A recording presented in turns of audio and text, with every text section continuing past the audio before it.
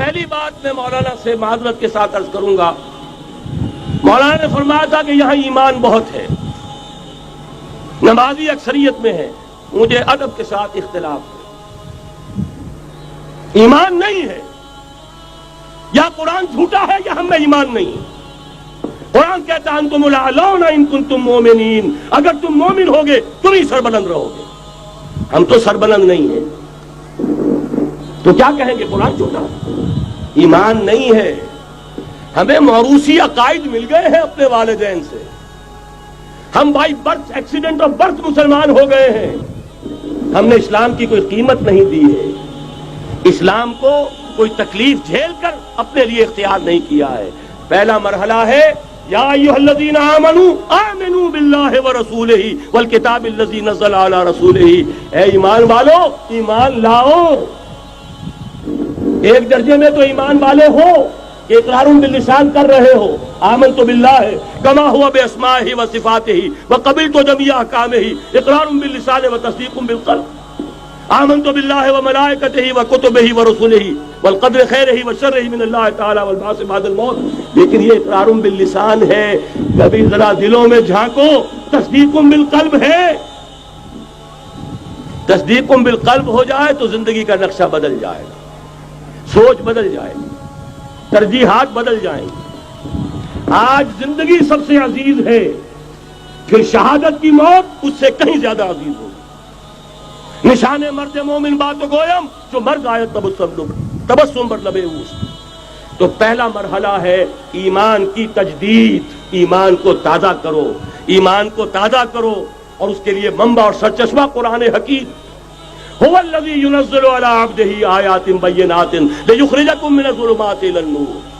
قرآن سے ہی لوگوں کو بلاؤ، تلاوت آیات کے ذریعے سے لوگوں کو کھینچو، یہ میگنیٹ ہے جو سلیم الفطرت لوگوں کو کھینچ لے گا، پھر اسی کے ذریعے سے تزکیہ کرو۔ یا ایھا الناس قد جاءتکم موعظۃ من ربکم وشفاء لما فی الصدور، تمہارے سینوں کے اندر جو روگ ہیں ان کا علاج بھی یہی قرآن ہے، پھر اسی کی تعلیم دو۔ یتلو علیہم آیاتہ ویزکیہم ویعلمہم الکتاب والحکمہ، یہ پہلا مرحلہ۔ دوسرا مرحلہ جو ایمان اپنا تازہ کر لیں، شعوری طور پر اللہ، آخرت، رسالت، قرآن، محمد الرسول اللہ کی ختم نبوت، اس پر ایمان لے آئیں شعوری طور پر، تجدید ایمان۔ نوٹ کر لیجئے سورہ نساء کی وہ آیت، یا ایھا الذین آمنوا آمنوا باللہ ورسولہ، ایمان لاؤ، اے ایمان والو ایمان لاؤ۔ جو لوگ یہ مرحلہ طے کر لیں وہ بنیان مرصوص بنے بیعت کی بنیاد پر۔ لیکن بیعت کون سی؟ بیعت جہاد۔ یہ جو بخاری شریف میں ترانہ آیا ہے صحابہ کرام کا، غزوہ خندق میں جب صحابہ کدالیں چلا رہے تھے، خندق کھودی جا رہی تھی، تو ان کی زبانوں پر ایک شعر تھا، نحن الذین بایعوا محمدا علی الجہاد ما بقینا ابدا۔ ہم وہ ہیں جنہوں نے محمد سے بیعت کی ہے جہاد کی، جب تک جان میں جان ہے جہاد جاری رہے گا۔ یہ جہاد کی بیعت۔ سید احمد بریلوی رحمۃ اللہ علیہ نے پہلے بیعت لی تھی بیعت ارشاد، پھر بیعت لی بیعت جہاد، اور اسے کہا یہ سلسلہ محمدی ہے۔ سلسلہ چشتیہ میں بیعت ہو گئی، سلسلہ سہروردیہ میں ہو گئی، سلسلہ نقشبندیہ میں ہو گئی، سلسلہ قادریہ میں ہو گئی، اب آؤ بھائی سلسلہ محمدیہ میں بیعت کرو، اور سلسلہ محمدیہ جہاد کی بیعت ہے۔ نحن الذین بایعوا محمدا علی الجہاد ما بقینا ابدا۔ اس جہاد کی بیعت سے منظم ایک امیر کا حکم، بایعنا رسول اللہ صلی اللہ علیہ وسلم علی السمع والطاعۃ فی العسر والیسر والمنشط والمکرہ وعلی اثرۃ علینا وعلی لا ننازع الامر اہلہ وعلی ان نقول بالحق اینما کنا لا نخاف فی اللہ لومۃ لائم۔ ایک حدیث متفق علیہ، بخاری میں، مسلم میں بھی، یہ ہے وہ اسلامی حزب اللہ کا دستور۔ نمبر 3 کام کیا ہوگا؟ جہاد۔ جماعت بن گئی جہاد، لیکن جہاد کا پہلا مرحلہ جہاد باللسان، زبان سے جہاد، دعوت، تلقین، نصیحت، اور ان سب کا مرکز و محور قرآن۔ جہاد بالقرآن، جہاد باللسان، جہاد بالقرآن۔ فلا تطع الکافرین وجاہدہم بہ جہادا کبیرا۔ اے نبی آپ ان کافروں کی باتیں نہ سنیے، ان کے کہنے میں مت آئیے، ان سے کوئی اثر قبول نہ کیجیے، اور ان کے خلاف جہاد کرتے رہیے اس قرآن کے ذریعے سے۔ بہت بڑا جہاد 13 برس تک جہاد ہوتا رہا ہے قرآن کے ذریعے سے۔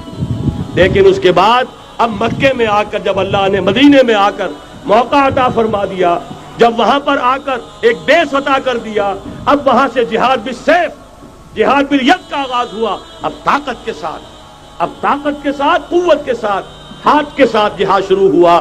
اس میں آخری بات عرض کر رہا ہوں، آج کے دور میں اس کی ایک شکل تو وہ تھی جو حضور کے دور میں تھی، 313 کے مقابلے میں 1000 یا 4000 3000 آ گئے تھے احد میں، ادھر سے 1000 نکلے تھے، بعد میں 300 چلے گئے واپس، تو 700 رہ گئے۔ آج کا معاملہ کچھ ذرا مختلف ہے۔ نمبر 1 تو یہ کہ جو حکمران ہے وہ خود مسلمان ہے۔ صدام حسین بھی دستی پھیرتا ہوا فوٹو کھنچواتا ہے، کیا کرے؟ بے نظیر بھٹو کو بھی کسی نے آج تک کافر تو نہیں کہا، چاہے وہ کفریہ کلمات کہتی رہتی ہے۔ اسلامی شاعر کا مذاق اڑانے کے بعد اور کون سی کسر رہ گئی؟ لیکن فتویٰ کسی نے لگایا نہیں۔ اسی طریقے سے حسنی مبارک کو بھی کسی نے نہیں کہا کہ کافر ہے۔ لہذا مسلمان ہی حکمران ہے۔ نمبر 1 وہاں یہ تھا، ایک طرف کافر، ایک طرف اہل ایمان، کلیئر کٹ جو ہے معاملہ موجود تھا۔ دوسرے یہ کہ یہاں سٹینڈنگ آرمیز ہیں، پیراملٹری فورسز ہیں۔ وہاں کیا تھا؟ ادھر بھی والنٹیئر، ادھر بھی والنٹیئر۔ کوئی سٹینڈنگ آرمی، کوئی ٹرینڈ آرمی موجود نہیں تھی۔ 313 بھی والنٹیئر تھے، 1000 بھی والنٹیئر تھے۔ البتہ یہ کہ اسلحہ کا فرق تھا۔ لہذا آج کی دنیا میں معاملہ، اس کی ایک مثال ایرانیوں نے پیش کر دی ہے، اور وہ ہے یک طرفہ جنگ، غیر مسلح، پرامن، منظم احتجاج۔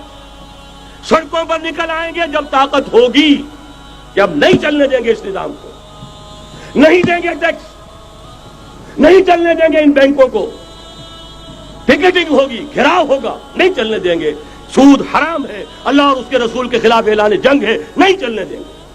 لیکن اس کے لیے پہلے طاقت ہو، صداقت کے لیے جس دل میں مرنے کی تڑپ، پہلے اپنے پیکرے خاکی میں جان پیدا کرے۔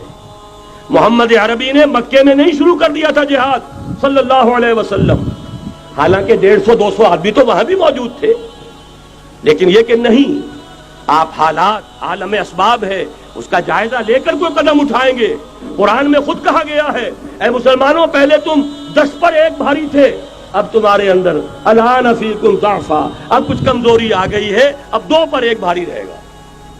لیکن کمزوری اسی وقت آ گئی تھی، اور سب جو ہے کم ہو گیا۔ نئے جو مسلمان ہوئے تھے ان کی وہ پختگی تو نہیں تھی جو مکے کے مہاجرین کی تھی، جو ان آزمائشوں کی بھٹیوں میں سے گزر کر آئے تھے، جو کندن بن کر نکلے تھے ان آزمائشوں کی بھٹیوں سے۔ لہذا جان لیجئے آج کے دور میں جہاد بالید یک طرفہ جنگ کی صورت میں ہوگا، اور اگر ایرانیوں نے کر کے دکھا دیا تو ڈوب کر مر جانے کا مقام ہے سنی مسلمانوں کے لیے کہ وہ نہ کر سکے۔ جب بھی میں بات کرتا ہوں کہتے ہیں یہاں نہیں ہو سکتا، کیوں؟ یہاں کوئی صاحب ایمان نہیں، یہاں کوئی صاحب غیرت نہیں، کوئی صاحب حمیت نہیں۔ میرے نزدیک جھوٹ ہے۔ جانے دینے کے لیے تو نظام مصطفیٰ میں بھی آ گئے تھے، نام نہاد نظام مصطفیٰ تحریک، ہر جس نظام مصطفیٰ تحریک نہیں تھی، وہ صرف بھٹو کے خلاف ایک تحریک تھی، ورنہ ولی خان ہو، پیر پگاڑا ہو اور اصغر خان صاحب ہو، یہ نظام مصطفیٰ کے ماننے والے، قائم کرنے والے، وہ صرف بھٹو کے خلاف تحریک تھی۔ لہذا اس میں بھی مسلمانوں نے جانیں دے دی، تو اب آپ سوچئے کہ پھر کوتاہی ہماری ہے، ہم نے راستہ ان کے سامنے رکھا نہیں، بات واضح کی نہیں، لوگوں کو عمل کے لیے ابھارے، راستہ بھی تو دکھائیں۔ نمبر 1 ایمان کی تجدید بذریعہ قرآن، وہ جنس نہیں ایمان جسے لے آئیں دکانیں فلسفہ سے، ڈھونڈے سے ملے گی عاقل کو یہ قرآن کے سپاروں میں۔ مولانا ظفر علی خان کا ایک شعر پہلے پڑھا تھا میں نے کہ نور خدا ہے کفر کی حرکت پہ خندزن، پھونکوں سے یہ چراغ بجھایا نہ جائے گا۔ انہی کے شعر پر تقریر ختم بھی ہو رہی ہے۔